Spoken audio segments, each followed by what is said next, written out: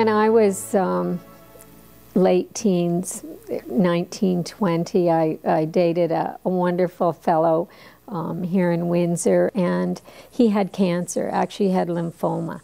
And that was the first time I had ever confronted cancer and didn't know a lot about it, and watched him for about a year or so go through this illness and the ups and downs and in and out of hospital. And he had some difficult times where he got very discouraged, and he was about 3 years older than I was.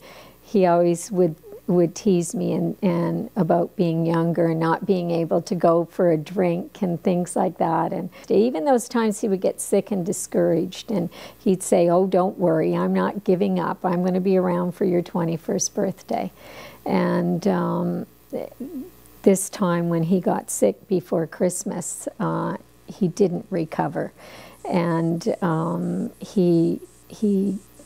Christmas Day, he was just barely alive, and he died on December 28th at 1 o'clock, about 10 to 1 in the morning, and my birthday is December 27th. So he kept his promise. He lived for my birthday and died 45 minutes later. I was devastated with his death because I didn't really think he was going to die. I was very naive, and I kept thinking he'd pull out of it each time. And for a long time I went through the grieving, and but then when I started to feel better, you know, when that grief started to lift, I remember thinking someday I'll do something to make sense of all this. And I used to raise money for Cancer Society. I'd go door to door, do those things. And then I read about a hospice starting up in Windsor.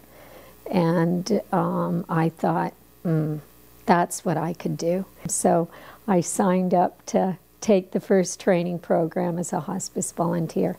Every day I pull in that parking lot at hospice, I still can't believe it's all there. There's so many wonderful stories in that village.